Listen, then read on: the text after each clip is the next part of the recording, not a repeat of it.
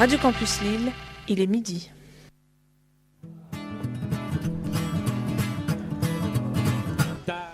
Bonjour, c'est Telmo. 45 ans déjà que Radio Campus émet sur les ondes, et en espérant quel mot dure autant que Radio Campus.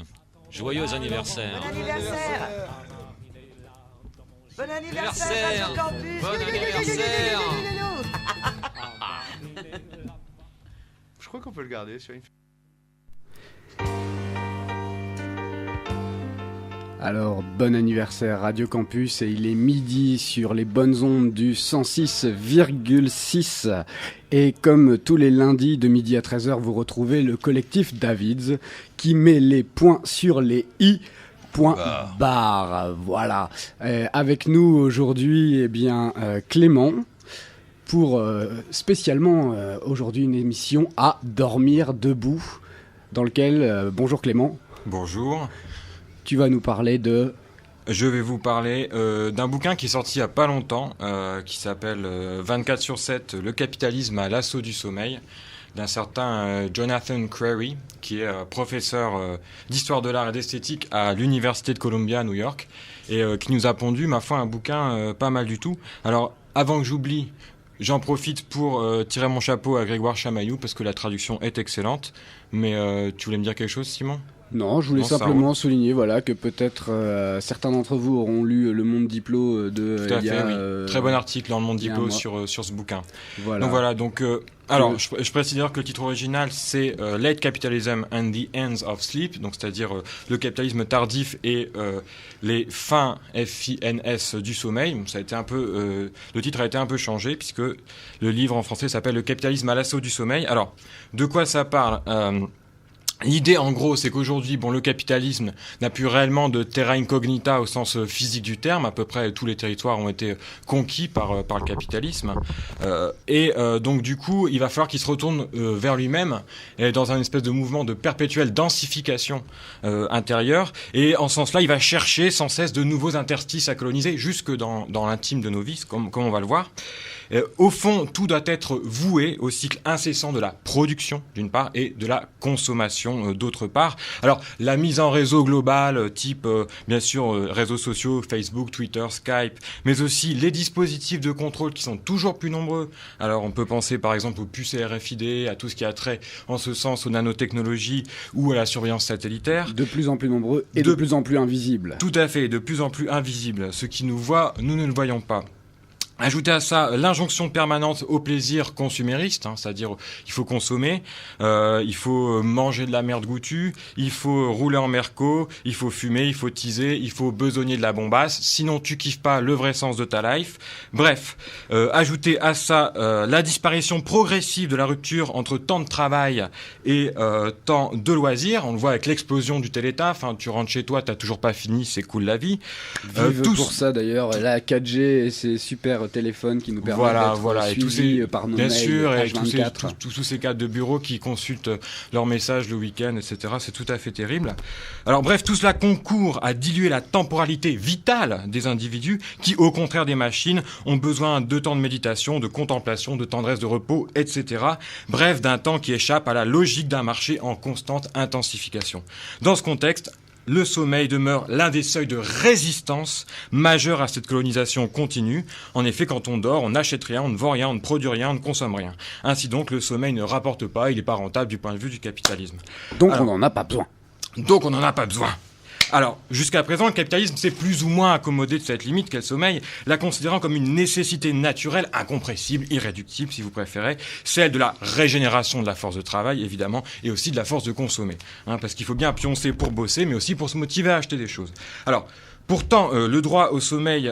Prendre le droit au sommeil pour un acquis, en fait, est une erreur, puisque l'histoire du XXe siècle, par exemple, le prouve. Aujourd'hui, un Américain moyen dort environ 6h30 par jour, alors que la génération de ses parents dormait 8 heures. Et, chose incroyable pour nous, ce qui montre à quel point le monde a été déstabilisé à ce niveau-là, les générations du début du XXe siècle dormaient 10 heures par jour en moyenne. Je parle de moyenne. Donc, vous voyez les ravages, 3h30 qui nous ont piqué de sommeil en un siècle. Ils sont balèzes. Alors, donc, par bien des aspects, le capitalisme contemporain rogne ainsi peu à peu ce qu'il considère comme les vestiges d'une époque pré-moderne où le temps était scandé par des rythmes en fait biologiques. Donc le sommeil, en quelque manière, est en danger de mort, et par là, notre humanité aussi. Donc apparaît alors, et c'est là où je voulais en venir, le temps que l'auteur appelle le temps 24 sur 7, c'est-à-dire 24 heures sur 24, 7 jours sur 7, un temps du non-stop, du flux incessant, impersonnel et marchand. Il s'agit en quelque sorte de remplacer le temps déjà aliéné du métro-boulot-dodo en un simple temps métro-boulot-conso. I can't get no sleep.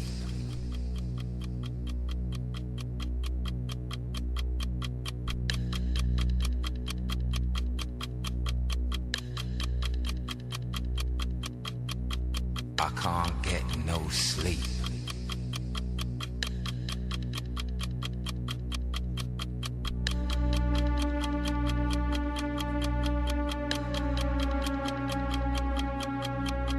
I can't get no sleep.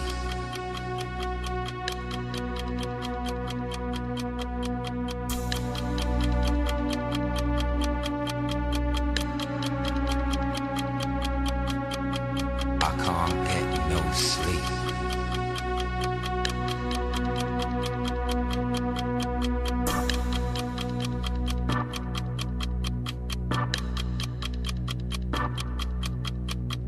I can't get no sleep. Insomnia. Alors, on poursuit toujours sur le capitalisme à l'assaut du sommeil de Jonathan Crary. Alors, la première chose que je voudrais remarquer, la première partie, en gros, de mon exposé, porte sur ce que j'ai appelé le laboratoire militaire, c'est-à-dire que l'auteur, avec raison, nous incite à regarder du côté de ce qui se passe, du côté des forces armées, pour voir un petit peu ce qui va nous arriver dans la figure assez rapidement, dans la vie civile. Alors l'exemple d'ailleurs sur lequel ouvre le livre, qui est l'exemple du bruant à gorge blanche, est assez explicite à ce propos. Qu'est-ce que c'est que cette histoire de bruant à gorge blanche ? C'est un oiseau migrateur qui traverse les Amériques du nord au sud et du sud au nord pour migrer, qui passe par New York et donc il y a des scientifiques au service plus ou moins de l'armée, puisque notamment il y a tout un programme qui est géré par l'université de Wisconsin et qui est avec des fonds alloués par le département de la défense états-unien, qui vise à étudier le comportement de cet animal. Pourquoi ? Parce qu'il a cette caractéristique très spécifique de ne pas dormir pendant plusieurs jours, et ce, sans pour autant perdre son chemin. Il continue à pouvoir se diriger et donc tout cela est très intéressant parce que finalement, qu'est-ce que veut l'armée états-unienne, qu'est-ce que veut le département de la défense états-unien ? C'est créer un soldat qui ne dorme pas, d'accord ? Et donc du coup, ce qui est très intéressant ici, c'est que on a une compréhension de l'homme finalement comme un être lacunaire, non pas parce que c'est un être désirant, mais parce que c'est un être dormeur qui a besoin de se reposer, contrairement à la machine. Et là, on a le modèle, le paradigme de la machine qui prend le dessus sur l'homme lui-même, finalement, puisque l'homme est compris comme un être défectueux et la machine elle-même non point. Alors nous avons ici un autre invité surprise dans les studios, un certain Paul Lafargue. Ah, Paul Lafargue. Bonjour Paul. Bonjour. Et alors moi je voulais simplement vous dire que à mesure que la machine se perfectionne et abat le travail de l'homme avec une rapidité et une précision sans cesse croissantes, l'ouvrier, au lieu de prolonger son repos d'autant, redouble d'ardeur, comme s'il voulait rivaliser avec la machine. Effectivement, déjà dès le 19e siècle, on voit déjà le paradigme machinique prendre le dessus sur celui de l'homme. Et donc, du coup, par exemple, dans le livre, on voit notamment l'exemple du mode veille qui explique très bien ça, n'est-ce pas Simon ? Alors oui, là, un petit extrait du Simon coup, est au taquet, on y est. Du livre donc c'est la de métaphore Jotanan du mode Crary. veille, je pense que c'est assez compréhensible pour les auditeurs, c'est pour ça que je l'ai prise, elle n'est pas trop conceptuelle. Il existe une expression apparemment anodine, mais très répandue pour désigner l'état d'une machine, le mode veille. Cette idée d'un appareil placé dans un état de disponibilité à basse intensité tend aussi à redéfinir le sommeil comme un simple état d'opérationnalité et d'accessibilité différée ou réduite. La logique on-off est dépassée.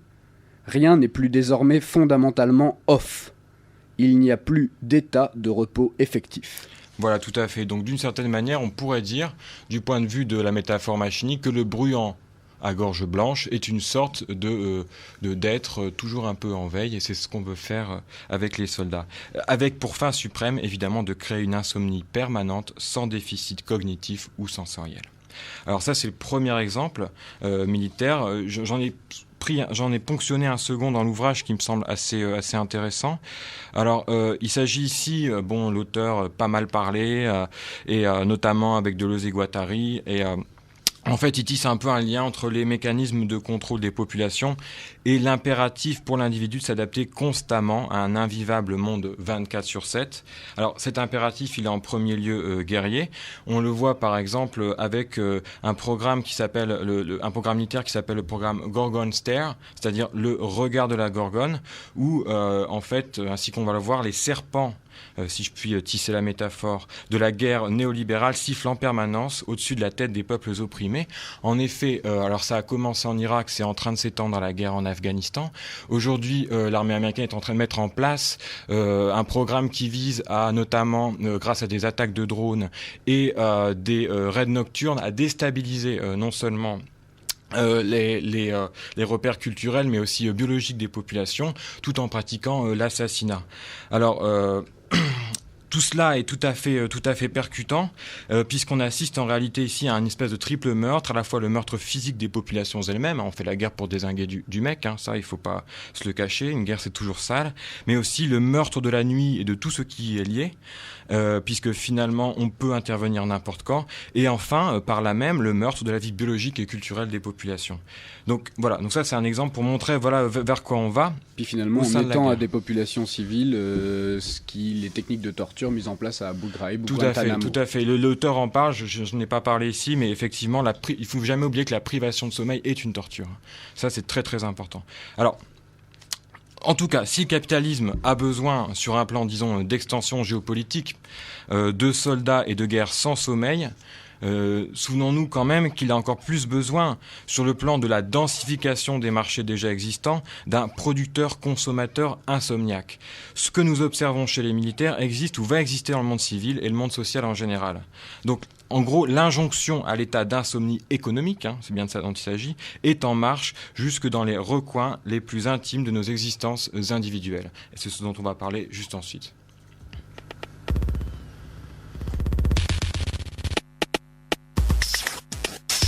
Minuit dans mon lit, lis ce livre puis le termine. 2h30, bébé, court-trage, mais le Kim Shapir, on me telle. Panne Nutella, un verre de lait et ma jolie Barberousse en guise de ramasse-miettes. Je pense que ça arrive, roule cette weed, retourne sur ma couette et tortue ninja. Ferme les yeux sur mon radio réveil, puis réfléchis comme un défaitiste. Tourne sans arrêt dans mon lit, j'essaye de trouver la bonne position. 5h du match, j'ai des frissons. Me relève que les chaussettes par de pizza. 7h10, bon appétit, multiplication 8 x 8. J'essaye de trouver la bonne solution. 8h06, sur le fol du roi, parole de choix. J'interprète comme un dieu, maintenant ça va mieux. File la chiasse, tire la chasse. 10h, écris un texte sur l'insecte, sur porno, cassant pour les pincettes. Tandis que la fin de ce texte se détermine. Dans mon lit, c'est lui, puis le termine. Dans mon lit, c'est lui, puis le termine.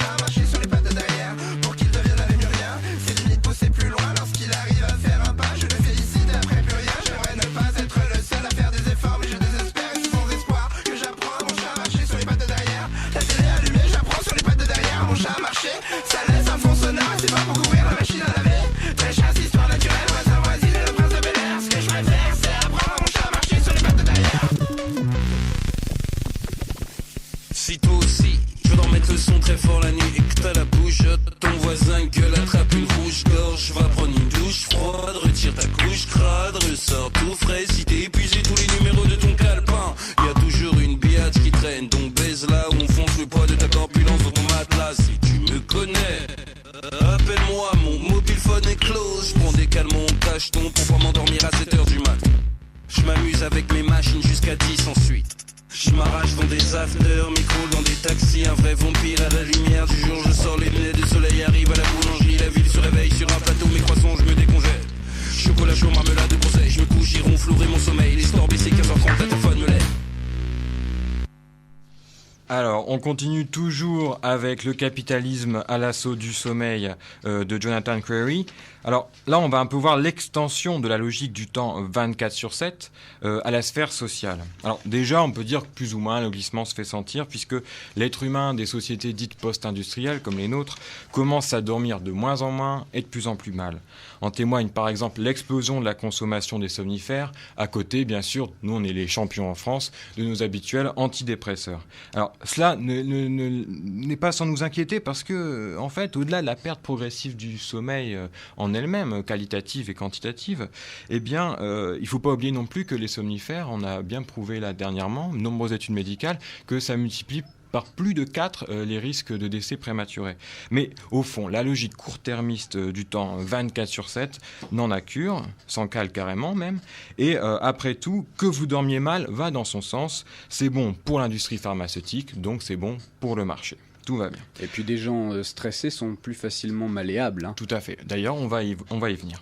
Le sommeil est en passe de devenir un service marchandisable comme un autre, via l'achat de substances chimiques ou de services thérapeutiques qui en ouvrent désormais un accès de plus en plus difficile. Alors, remarquons que, même si, bien sûr, il y a les somnifères, de l'autre côté, on voit apparaître des produits destinés, non pas à nous faire dormir, mais des produits à effet contraire, c'est-à-dire des tonifiants ou des stimulants. Alors, bien sûr, le café, mais aussi, par exemple, maintenant, le Red Bull, qui est beaucoup utilisé par les jeunes en soirée, et puis, ou par exemple, la cocaïne, l'explosion de la consommation de cocaïne dans les pays industrialisés, c'est vraiment révélateur. Donc, il faut aussi être en forme, il faut savoir quand dormir, quand être en forme, selon les exigences des dispositifs du marché, etc. Puis je pense aussi à tout ce qui est musique, les musiques techno de la technopole, n'est-ce pas, qui se calent aussi sur le rythme cardiaque et entraînent son accélération dans une forme d'excitation toujours plus poussée plus loin. La syncope du beat est l'iambe originelle, hein, comme on dit, du cœur, etc. Effectivement, dans les musiques modernes. Donc, de manière générale, le capitalisme n'a pas encore réussi à détruire le sommeil. On ne sait pas s'il va y arriver, mais il est parvenu en tout cas à le dérégler pour le remodeler conformément aux exigences d'un marché sans pause ni repos. Alors, de là, un premier constat, celui du nivellement, ou de l'égalisation, c'est comme on préfère, des besoins nécessaires et superflus. C'est-à-dire qu'on dormira bientôt comme on regarde la télévision. On consommera, au sens strict, un service de sommeil. Le sommeil ne sera plus reconnu comme une nécessité vitale, mais comme un simple domaine d'application d'un marché plus global. D'ailleurs, je me permets une autre parenthèse, qui est que des scientifiques, en observant les activités cérébrales de quelqu'un qui dort ou de quelqu'un qui est devant un poste de télévision, se sont rendus compte que l'activité cérébrale, non seulement évidemment n'est pas dans les mêmes zones, mais est moins intense quand quelqu'un est devant la télévision que quand il dort. Alors ce que tu dis est très intéressant, je n'ai pas eu le temps d'en parler, et je n'avais pas prévu d'en parler, donc je le dis rapidement, mais l'auteur constate aussi un appauvrissement de l'expérience sensorielle individuelle, en fait, des dégénérations qui sont en train d'arriver. Et bon, bref, il rattache ça au sujet, mais effectivement, il y a de ça. Alors, en tout cas, ce qu'on peut dire, c'est que ce nivellement généralisé correspond en fait à une extension interne d'un capitalisme qui est maintenant profondément financiarisé et virtualisé, pas dans ses effets, hein, le prolo de base se prend des concombres au quotidien, hein, c'est pas le problème. Mais en tout cas, sur ce plan, le marché a déjà conquis pas mal d'aspects de la vie intime. Par exemple, on peut parler quelque part de tertiarisation au sens du service, hein, de tertiarisation de l'amitié, de l'amour, de la sexualité. Je vous renvoie à Mythique, confère l'explosion de la pornographie, de l'échangisme sur la toile, etc. Donc, rien ne montre que le sommeil ferait exception, bien au contraire. Le capitalisme est d'ailleurs déjà en train de construire à cet effet une forme de rareté du sommeil. On aura peut-être le temps d'en reparler, mais on sait que la rareté d'un objet lui donne de la valeur depuis Marx au moins. Alors, deuxième constat. Le régime temporel 24/7 est D'abord, un régime rendu possible par des dispositifs technologiques spécifiques. De manière générale, alors l'essor des moyens de communication, chemin de fer, etc. au 19e, industrialisation, l'électrification, puis la naissance des grands réseaux télématiques, de télécommunications, ont permis l'établissement d'un temps non-stop. Ce qui est le temps 24/7, justement. On nous présente cela comme une transformation comparable, par exemple, à celle qui a eu lieu à l'époque de Gutenberg. Voilà, c'est tranquillou, on passe de l'écriture manuscrite à l'écriture de l'imprimerie, et à l'écriture imprimée, et puis on va s'y habituer. Autrement dit, l'adaptation, elle est un peu difficile. Les vieux, ils comprennent pas grand-chose, mais on s'en tape un peu des vieux de toute façon. Ils peuvent crever tout seuls dans cette société jeuniste. Et donc, cette adaptation est difficile, mais elle sera résolue dans 1 ou 2 générations, lorsque ces générations, justement, seront devenues, en quelque manière, digitales. Alors, cette représentation, en fait, relève du mythe, l'auteur le montre bien. Dans le temps 24/7, l'individu est maintenu en constant décrochage vis-à-vis d'interfaces et d'objets numériques toujours changeants. Ainsi, le temps 24/7, en tant que quintessence du temps capitalistique, est le temps de la dérégulation et de l'instabilité permanente. L'individu qui survit dans celui-ci est condamné à être constamment en retard, car tout y est, en quelque manière, révolutionnaire. On achète la Freebox Révolution, on achète la Xbox Révolution, c'est toujours la révolution permanente. Donc, la révolution permanente au sens non trotskiste du terme, je me permets de le préciser. Les trotskistes l'auront compris, les trotskistes s'en foutent. Voilà. Alors, ainsi par exemple du temps du geek, si je puis m'exprimer ainsi, qui est un temps toujours next-gen de la génération suivante, n'est-ce pas ? On attend la console next-gen, on attend l'ordinateur next-gen, on attend l'iPhone next-gen. Perpétuellement noyer ce temps dans la vision dirigée d'un futur proche. Le prochain iPhone, la 4G+, Alpha 2.9, etc., etc. Cela n'existe pas, c'était une blague. Donc, en gros, une constante futuration du présent, en quelque manière, et du futur proche, bien sûr. De manière à ne jamais vivre le présent, aussi. En quelque manière, et aussi de manière à ne jamais vivre le passé, et aussi le futur lointain. On va y venir. Le temps, désormais sans passé ni histoire, s'est perdu dans le flux incessant d'objets toujours plus rapidement périssables. Or, et c'est là-dessus que je veux insister, sans histoire, nous sommes incapables de nous projeter sur le long terme, condition sine qua non de toute décision politique authentique. Par le règne de la révolution permanente, donc, au sens dévoyé du terme, du tempo du pseudo-changement, pour citer l'auteur, nous sommes en train de devenir inaptes à tout changement réel, véritable. Ici, la rupture néolibérale qui court depuis les années 70 a fait d'une pierre deux coups, en définitive, puisqu'elle est en passe de nous rendre économiquement insomniaques et, dans le même temps, parfaitement apolitiques. L'homme du temps 24/7 est un être malléable à souhait.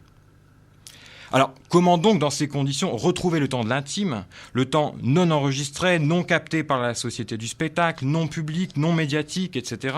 Bref, le temps des vivants? Eh bien, je répondrai qu'à une extension de l'oppression doit correspondre une extension de la lutte.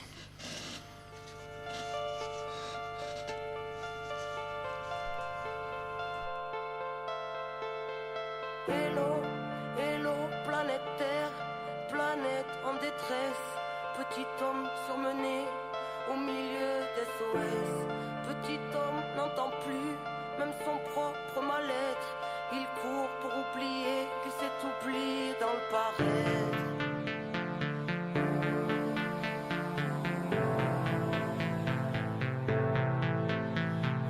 Hello, hello, j'en pressais les nerfs à l'envers, qui prône un royaume qui ressemble à l'enfer, prêt à mourir pour défendre la cage qui a tué nos âmes et tout ce qu'elle renferme. Couleur d'usine, nous barreaux en fer, horizon de barrière là où le mur nous encercle, sombre mise en scène, dire qu'ils pensèrent effacer l'ensemble de la sagesse ancienne. Aujourd'hui sort père, civilisation de vices et de panzers, vente d'indignation venue de la planète entière, fils de l'aberration que les siècles étranglèrent. Brise tes chaînes, gardien de ton frère, incarne dignement ce que le ciel t'a offert, en plein chamboulement électrique, atmosphère, Babylone s'écroule quand on agit par nous-mêmes, alors brise tes chaînes. Hello, j'en pressais la tête dans l'assiette, une vie entière à regarder par la fenêtre, à rêver en silence une autre vie d'un autre soi, alors l'oubli de soi fera l'affaire, mais dans l'esprit tous les soirs sera de la fête, l'angoisse et les cris étouffés par le barrette, des nœuds dans la tête, les poignets liés, héritiers du mal-être, brise tes chaînes. Écoute le souffle de l'âme, les foules n'ont pas raison, troupeau et fou de drame ne se pose pas de questions.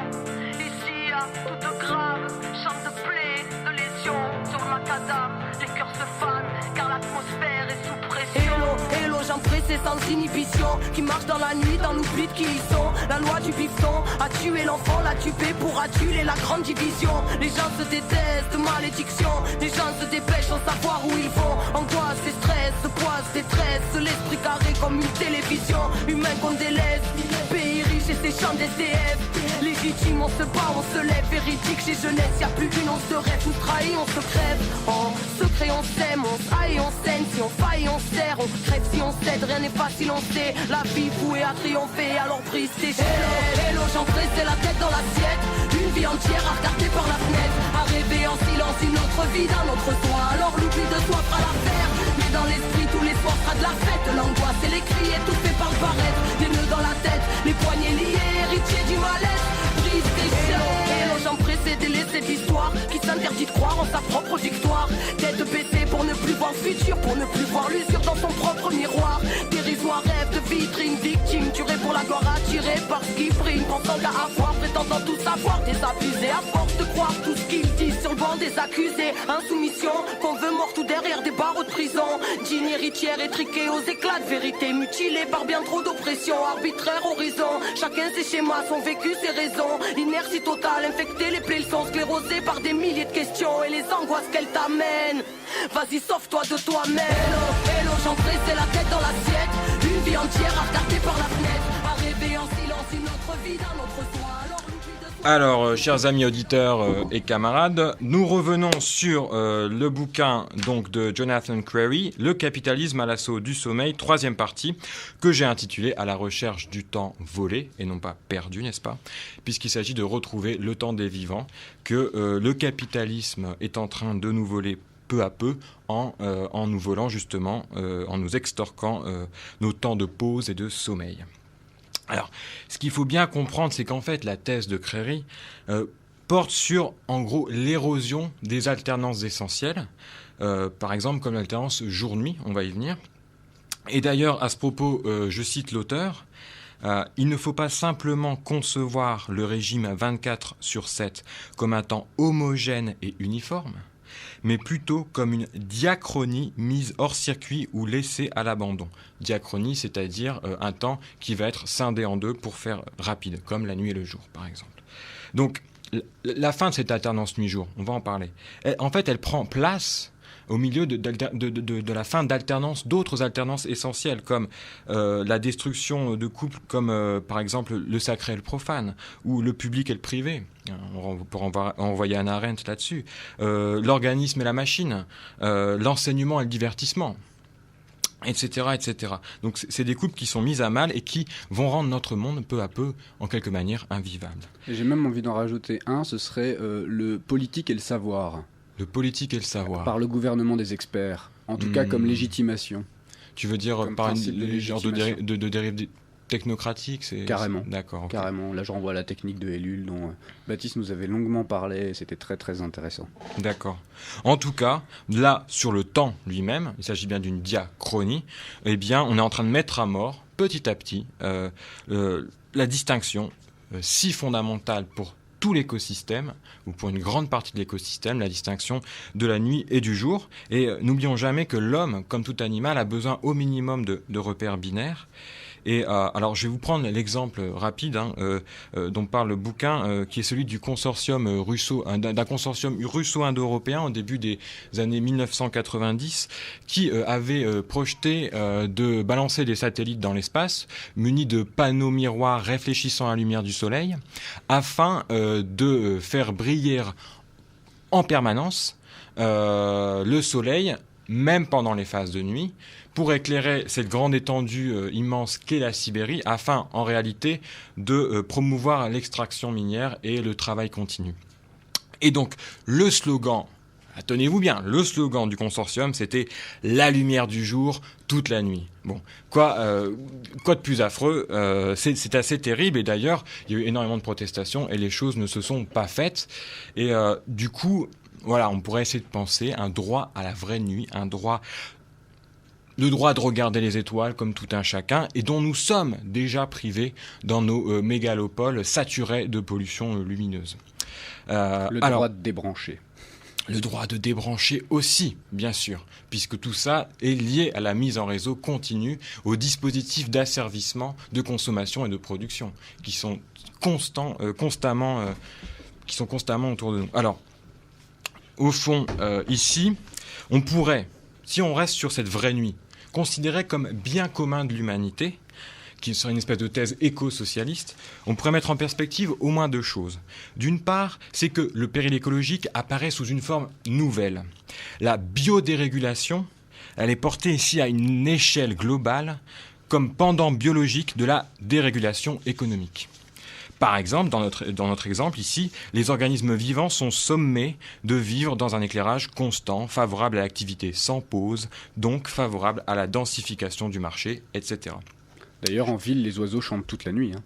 En ville, les oiseaux chantent toute la nuit. Il y a des oiseaux diurnes qui se mettent à chanter. Certains oiseaux, sont complètement dérégulés, complètement largués. Effectivement. Alors, j'ai parlé du concept de biodérégulation, qui est un concept de Jane Mayer. Je veux juste dire qu'au départ, l'auteur l'utilise pour ce qui est de la privation du sommeil et de la torture, notamment à Abu Ghraib. Mais je vais pas revenir là-dessus. Donc moi, je l'élargis un peu à un spectre global. Alors le deuxième point que je voulais noter, c'est que finalement tout ça nous incite à forger une espèce d'impératif, d'injonction catégorique pour sortir de ce que l'auteur appelle, faisant référence à Maurice Blanchot, le désastre, c'est-à-dire ce qui se passe quand il n'y a plus d'astre et quand il n'y a plus de nuit, il n'y a plus d'étoiles à regarder. Et donc c'est le désastre, n'est-ce pas ? Eh bien, comment empêcher le désastre ? Eh bien, finalement, c'est toujours la même chose. Il faut mettre en commun, il faut socialiser non seulement les moyens de production, mais également, aujourd'hui, la nature elle-même. Donc il y a une espèce d'extension de l'exigence communiste à l'ensemble de l'écosystème. C'est en ce sens-là qu'il y a une extension de la lutte, puisqu'il y a une extension de l'oppression. Vous voyez ? Donc, voilà, je voulais finir un petit peu sur cette idée écologique qui me semble importante, sociale et écologique à la fois. Et on observera d'ailleurs que sur un autre plan, que cette contiguïté de la lutte sociale avec celle d'une bataille pour un sommeil tranquille et assuré, eh bien, on la retrouve vraiment au niveau du problème des travailleurs et des classes populaires. Alors, je voudrais juste citer un dernier exemple qui me semble très intéressant. C'est celui de l'accident de Bhopal en Inde, qui est raconté rapidement par l'auteur. Alors, l'accident de Bhopal, c'est quoi ? Le 1er décembre 1984, on a une fuite de gaz provenant d'une citerne située dans une usine chimique qui, pendant le sommeil des gens, autour de minuit à peu près, va tuer des dizaines de milliers de personnes et fera des morts ensuite par maladie et des handicapés à vie. Donc c'est tout à fait terrible. Et alors pourquoi je vous parle de ça ? Parce qu'au final, croire que le sommeil n'est pas un enjeu social, c'est oublier qu'il dépend au fond toujours de la vigilance d'autrui. La thèse générale ici de l'auteur sur ce point, c'est que jusqu'à une époque récente, la société garantissait une relative sécurité du sommeil, notamment pour les couches les plus aisées de la population. Les pauvres, on s'en cale un peu. Et Crary parlait en ce sens de paternalisme de la vigilance. Il fait des références diverses et il nous montre justement que dans l'histoire des idées, ça a toujours été très important. Notamment, il fait une référence à Hobbes dans le Léviathan.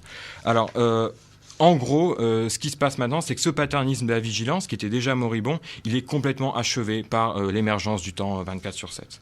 Et l'accident de Bhopal le révèle tout à fait. Et donc finalement, ce que ça nous montre aussi, c'est qu'il y a un rapport entre, d'une part, la vulnérabilité et le sommeil, et d'autre part, le soin et la vigilance. Finalement, s'endormir, c'est quand même prendre le risque... prendre tous les risques du monde vis-à-vis des prédateurs extérieurs, mais c'est aussi ce qui nous permet de récupérer, de nous revigorer. Donc voilà, il y a ce côté ambivalent et il faut protéger le sommeil. C'est une mission sociale. Je finirai juste là-dessus. Dans tous les cas, ce qu'on aura compris ici, c'est qu'il est impératif de protéger cette denrée en raréfaction progressive qu'est le sommeil, ne fût-ce que parce que, je cite l'auteur, « Imaginer un futur sans capitalisme commence par des rêves de sommeil ».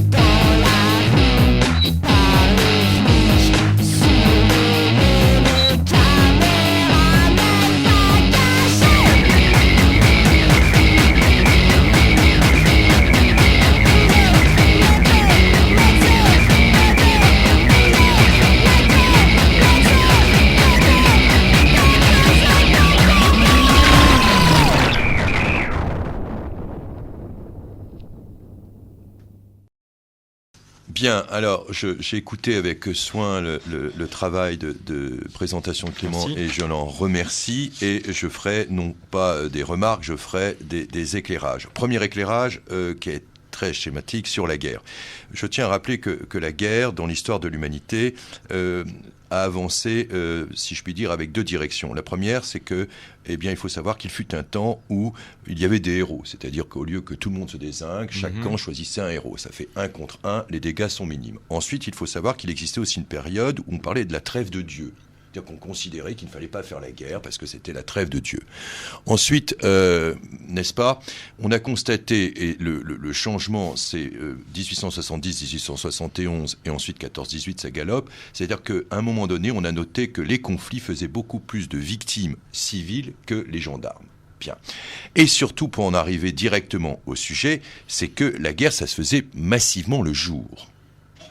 On assiste en ce moment, c'est un exemple parmi d'autres, parce qu'il n'y a pas que le conflit en Israël-Palestine, il y a ce qui se passe en Libye, sur toute surface de la planète, c'est-à-dire que maintenant, le pétage, le désengage et le massacre, ça se fait jour et nuit. Ouais.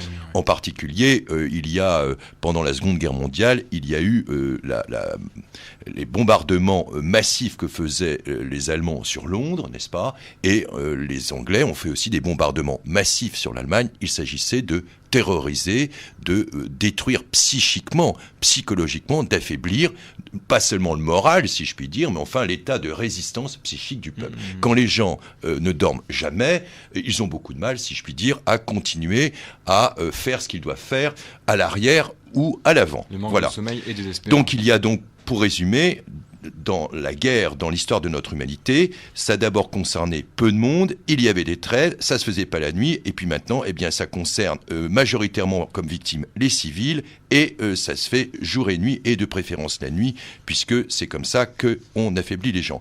Deuxième remarque, il y a eu à Paris...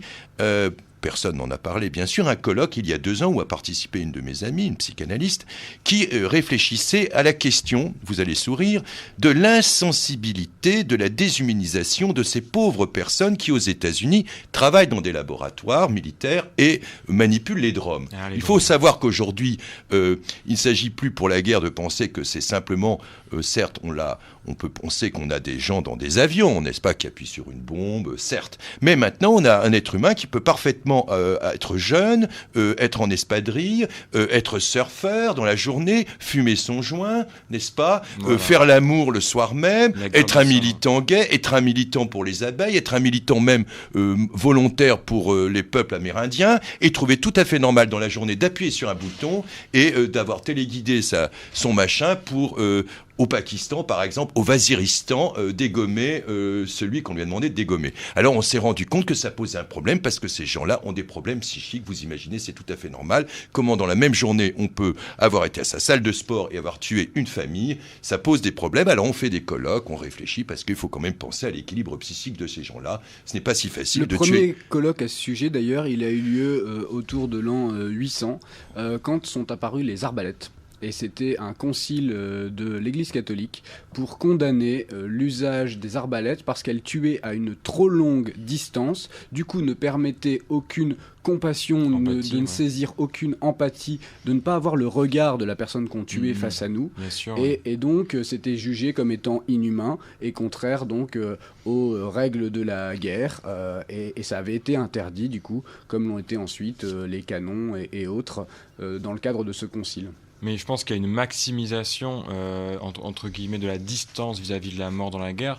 Aujourd'hui, plus encore, parce que ça se passe par écran interposé, même quand on est un soldat au sol, parce que c'est retranscrit sur des petits écrans digitaux.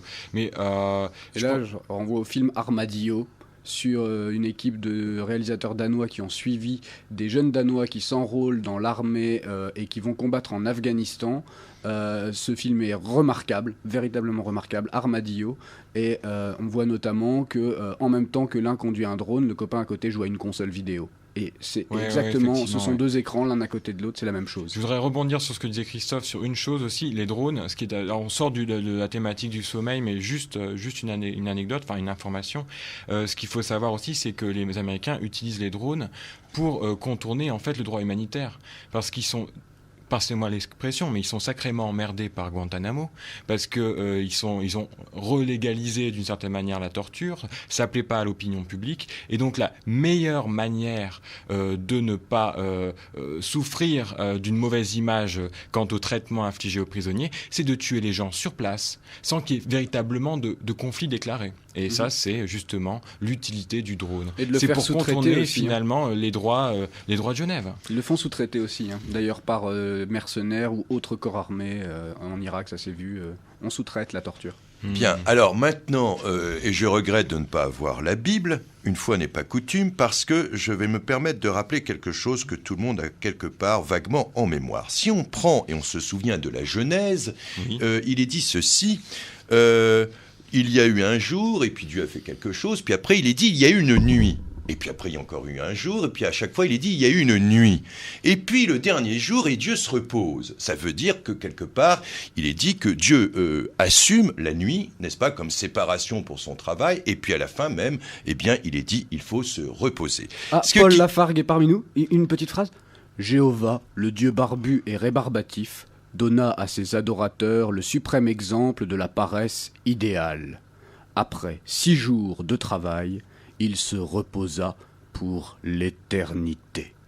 Bien, tout ceci pour dire que si maintenant on glisse un peu plus loin et on se souvient de 2 camarades philosophes, l'un pour en quelque sorte parler du grand architecte, parler de la nuit étoilée, le camarade Emmanuel Kant, et l'autre, le camarade Pascal, parler de la nuit mystique, n'est-ce pas? Alors en effet c'est très simple, s'il n'y a plus de nuit, il n'y a plus de nuit étoilée, il n'y a plus de nuit mystique. Ça veut dire qu'à ce moment-là, non seulement il y a 2 opérations, on écrase le texte ou les textes où la nuit est assumée comme étant un passage de récupération même pour le créateur, si je puis dire, et ou alors pour l'humain une possibilité de le rencontrer. S'il y a une destruction de la nuit, il y a une opération qui se fait, eh bien d'abord il n'y a plus de rencontre possible, si je puis dire, pour le créateur ou du moins la méditation de notre propre origine, et il n'y a plus de nuit originaire. Donc finalement détruire les ténèbres, c'est détruire la lumière. Détruire les ténèbres, absolument. Que Saint-Jean, détruire les ténèbres, c'est détruire la lumière. Et cela mérite réflexion, quelle que soit, si je puis dire, son école philosophique, métaphysique. Et puis alors là, je ne peux pas résister à cela, je voulais terminer par un clin d'œil avec notre camarade Gilles Deleuze, qui d'ailleurs est un des auteurs qui a souvent cité... pléthore d'auteurs. Voilà, qui a souvent cité le... grande tenue de notre Deleuze, c'est simple, Deleuze disait... Bon alors, écoutez, moi j'appelle ça le veau d'or, ou la Matrix ou le système capitaliste, maintenant chacun a le droit à sa cartographie pour se repérer. Deleuze disait ceci, massivement, il disait « le système capitaliste rend malade ». Il rend les gens malades. Il rend les gens malades, et en particulier, il disait c'est un système qui rend les gens schizophrènes. Alors je vais donner un exemple d'actualité. C'est très simple. En ce moment, en Israël-Palestine, il est tout à fait possible à la fois de regarder l'émission Love Story, c'est-à-dire tout le monde a compris, ce sont des êtres humains qui sont dans une bulle, dans un laboratoire, dans un théâtre, on les regarde faire prout, caca, boudin, etc. Voilà, enfin, vivre un peu comme un zoo humain, n'est-ce pas? Et tout le monde peut s'extasier, il est joli, elle est jolie, etc. Bon bref, tout le monde se souvient de Love Story. Et on a War Story, si je puis dire, c'est-à-dire on a le décompte des victimes, la roquette qui est tombée, etc. etc. Alors pourquoi je dis que vraiment là ça devient vraiment très schizophrénique? Parce que c'est nouveau, ça date de l'assassinat de Rabin, où pour la première fois on avait dans un écran de la télévision Israël, d'un côté de l'écran, donc la moitié de l'écran, on avait qu'est-ce qui se passait sur la place, vous imaginez les gens, la panique, la foule, etc. Mais de l'autre côté, on continuait de montrer la transmission en direct d'un match très important dont j'ai oublié le nom, évidemment. Voilà, on avait donc un écran, tout le monde a compris, avec la moitié de tout l'écran, c'était l'assassinat en direct de Rabin, et l'autre moitié, c'était un match. Maintenant, c'est tout à fait possible. Donc, ce que j'ai envie de dire, on peut arriver à ceci, on peut avoir une famille israélienne, vous imaginez une famille, une mère de famille, elle a d'un côté son fils, qui est à Love Story, et de l'autre côté, elle a son fils qui est engagé sur Gaza.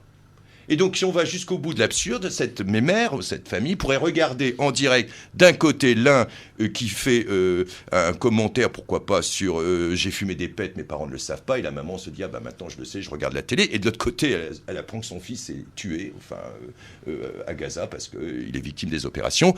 Et ceci n'est pas un fantasme, c'est quelque chose qui est absolument tout à fait possible. Donc tout le monde a bien compris que pour le moment, nous en sommes en France, dans le système français de programmation des esprits par les écrans des médias télévisés de la manière suivante. On a une succession d'images entre la pub, Gaza, la Libye, une déclaration pour les victimes de la catastrophe aérienne, et puis ensuite le Tour de France c'est terminé, et ensuite de nouveau la pub. Mais parfois tout le monde a noté qu'en bas de l'écran on a le défilé des nouvelles, c'est-à-dire qu'on peut parfaitement avoir, si je puis dire, un commentaire sur le dernier film qui sort, et en bas tant de morts à Gaza, hein, on peut le lire ça en bas, c'est très de l'adrénaline. Mais là non. En t'écoutant en fait sur la question donc du schizoïde de Deleuze et donc du dédoublement, en fait moi je me demande si là on n'est pas en train de glisser, et évidemment ça peut se superposer, hein, parce que il s'agit jamais de penser qu'une pathologie en remplace une autre, elles peuvent venir s'additionner, mais que finalement le paradigme qui est soulevé par Jonathan Crary, ce serait pas plutôt une société de somnambules en fait, qui avance, et là du coup j'ai une petite citation d'un certain René Char. On va y revenir là-dessus. Et René Char, il se trouve que René Char, en plus, son nom dans la Résistance, c'était Hypnos. Le grand René Char. Hypnos, c'est le dieu du sommeil, qui est le frère de Thanatos, le frère jumeau de Thanatos, dieu de la mort. Donc la petite mort, le sommeil... Chacun, en s'endormant, a peut-être eu, du coup, ce sentiment du glissement... En tout cas, un état de profonde vulnérabilité. De profonde vulnérabilité et de profonde lâcher-prise. Lâcher-prise, bien sûr. De total non-contrôle.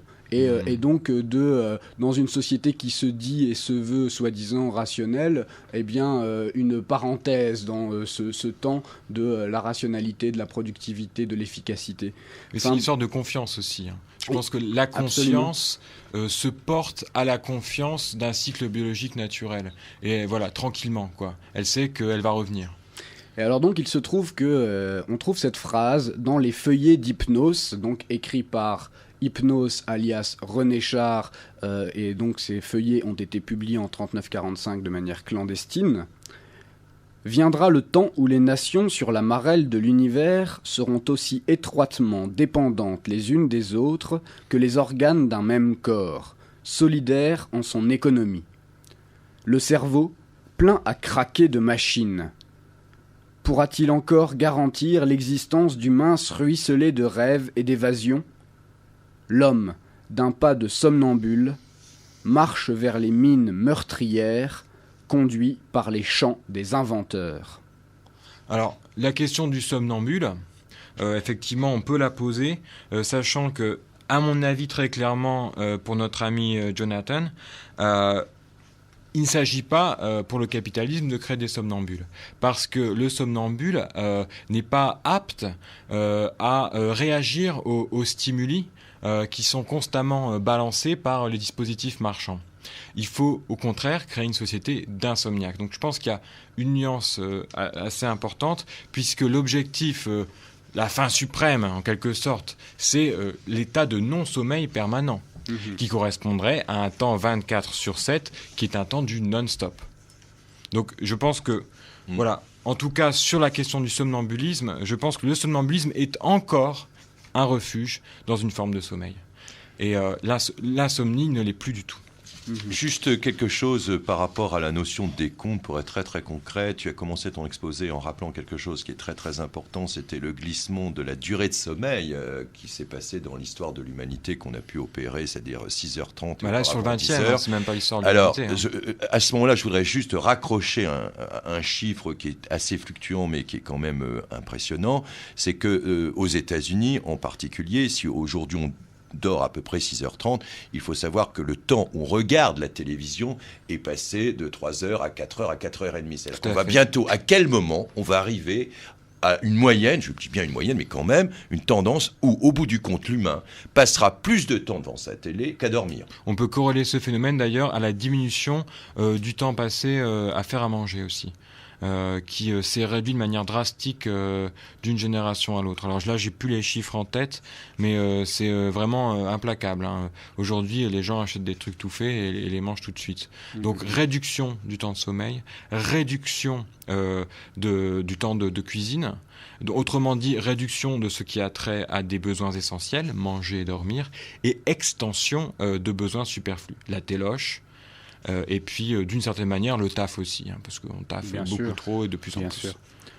En tout cas, tout le monde comprendra que de toute façon, il y a deux verbes qui commencent par la même racine, si je puis dire. Il y a résister qui se glisse tout près de réfléchir, et résister...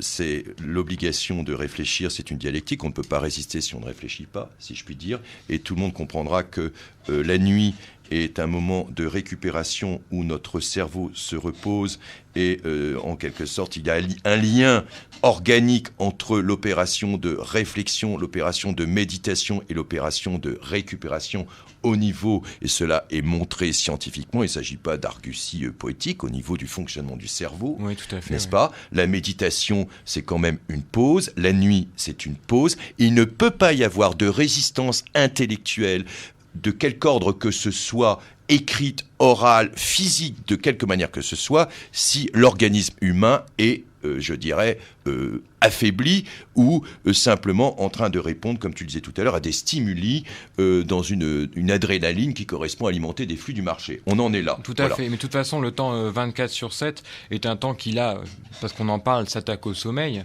mais en réalité s'attaque à tout type de moments intimes non captés par la société du spectacle. Donc c'est ce que je disais tout à l'heure, hein, ça peut être aussi la méditation, comme tu l'as dit, la contemplation, la tendresse, etc., etc. Des choses éminemment vitales. Et alors je voudrais rebondir là-dessus justement pour dire que la malignité, si je puis dire, de l'idéologie marchande aujourd'hui, c'est finalement d'avoir en quelque manière tordu ce qu'on pourrait appeler une espèce de matrice marxiste qui voulait que le travail soit conçu en partie comme une transformation de la nature, mais aussi en partie comme une aliénation de l'homme à la nature. C'est-à-dire qu'il faut travailler, on n'a pas le choix, il faut bien transformer la matière qui est autour de nous pour pouvoir l'assimiler et vivre. Donc, on voyait ça comme une aliénation à la nature. Et ce qui est intéressant ici, c'est de dire que finalement, l'idéologie marchande contemporaine conçoit le sommeil lui-même également comme une aliénation à la nature. Autrement dit, si vous ne dormez pas, si vous dormez moins, si vous ne dormez plus, c'est bien, vous êtes plus libre de croquer la vie à pleines dents, plus libre d'être constamment interconnecté, des fois que vous rateriez le tweet de votre vie. Et vous voyez, c'est toute cette logique-là qui est de dire, finalement, on est en train de s'émanciper du sommeil. Alors qu'en réalité, ce n'est pas du tout le cas, puisque le temps libéré, entre guillemets, sur les plages de sommeil est finalement donné à des dispositifs des dispositifs marchands qui dirigent constamment nos comportements. Puisque, en définitive, je le répète parce que je pense que c'est fondamental, le capitalisme cherche à réduire le temps de sommeil pour élargir le temps de consommation et de production. Car nous vivons dans un système qui ne cherche pas à répondre aux besoins des hommes, mais qui cherche simplement à vendre pour vendre, ce qui est tout différent. D'autant que si un Napoléon ou un Churchill, homme de pouvoir, homme politique, étaient des insomniaques et dormaient 3 à 4 heures par nuit, eh bien un Einstein ou d'autres créateurs dans le domaine scientifique ou poétique, ou politique aussi d'ailleurs, eh bien Einstein par exemple dormait 11 heures par nuit. C'est drôle, ça lui a toute pas façon, je pense que de temps pour penser, quoi. Je pense que l'insomnie peut rendre misanthrope, en témoigne Suran. Bon, moi ça va, je suis pas misanthrope, pourtant je suis insomniaque, tout va bien, j'aime encore les hommes. Je pensais aussi à une remarque que tu as faite, que je trouve tout à fait juste, comme quoi le sommeil deviendrait aussi à un moment donné quelque chose de l'ordre de la rareté. Or, le système capitaliste fonctionne sur la rareté. Tout L'or à a de la valeur parce que c'est le principe de rareté, c'est dans les fondamentaux de l'économie, n'est-ce pas? Et que, en effet, si je puis dire, c'est pas donné à tout le monde d'aller dans des lieux où la nuit est étoilée et n'est pas polluée et où il y a une qualité de silence, si je puis dire. Ce n'est pas pareil, absolument. C'est-à-dire que la première classe est quand même très soucieuse concrètement en ce moment, dans sa qualité de vie, n'est-ce pas, d'aller dans des lieux où non seulement le ciel est pur, l'eau est propre, si je puis dire, et la nature est toujours se tient encore un peu, mais en prime, n'est-ce pas, il y a du silence, parce que tout le monde sait que quand il y a du silence, on dort simplement mieux. Voilà. Et que, en plus, maintenant, dans même notre système de sécurité sociale, en France, etc., eh bien, quand les gens sont un peu fatigués, on les colle dans des cliniques et ils font des cures de sommeil pour récupérer. Donc, en effet, le sommeil devient à la fois un enjeu de service, une marchandise, qui correspond à un degré de qualité de vie. C'est pas donné à tout le monde d'avoir un sommeil qualitatif. Et en plus, comme tout le monde le sait, la réparation, c'est-à-dire la France est le numéro 1 des cachetons pour dormir, n'est-ce pas? Et l'industrie pharmaceutique, c'est une des industries les plus performatives en termes de cash flow.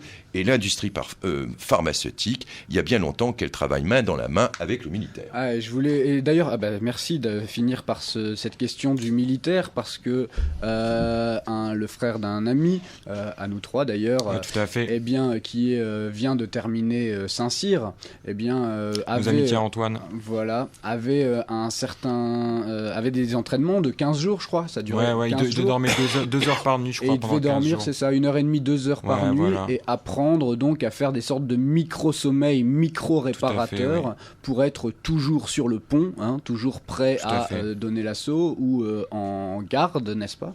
Et ce sont déjà des techniques qui sont très concrètement mises en œuvre, la privation de sommeil dans l'armée à Saint-Cyr, qui forme donc les officiers. Tout à fait. Voilà. Mais de toute façon, je pense que le temps 24/7, c'est un temps de la frénésie poursuivie et continuée. On le voit donc dans le domaine militaire, puisqu'il s'agit justement d'être capable de ne pas dormir pour être toujours au taquet, si je puis dire, mais pour être au taquet aussi dans la vie civile, c'est la même chose. Et d'une certaine manière, dans le temps 24/7, l'être humain est sans cesse dans une forme d'insomnie chronique, et il est obligé de courir après des dispositifs sur lesquels il est toujours en retard. Au fond, dans le temps 24/7, l'homme n'est jamais assez up-to-date. Vous me pardonnerez l'anglicisme. Il y a un côté comme ça aussi. Oui. Si maintenant vous voulez avoir une illustration pour terminer de ce dont on vient de parler dans le cinéma, je vous conseille de repenser la scène dans le film Apocalypse Now, où lorsque le militaire essaie de rejoindre le Marlon Brando, qui est complètement perdu, le soldat perdu, il arrive dans le dernier bastion américain au Vietnam, et c'est une base où il y a toujours de la lumière, il y a toujours de la musique, et ils sont complètement dingues, complètement perchés, ça fait du bruit, et c'est un monde, si je puis dire, absolument dantesque, où il n'y a plus de nuit, il y a toujours de la lumière, et il y a toujours de la zik. Voilà. Et c'est aussi un monde de guerre. Paul Lafargue nous a de nouveau retrouvés dans les studios pour conclure. Ô paresse, mère des arts et des nobles vertus, sois le baume des angoisses humaines. Paraissons en toutes choses, hormis en aimant et en buvant, hormis en paraissant.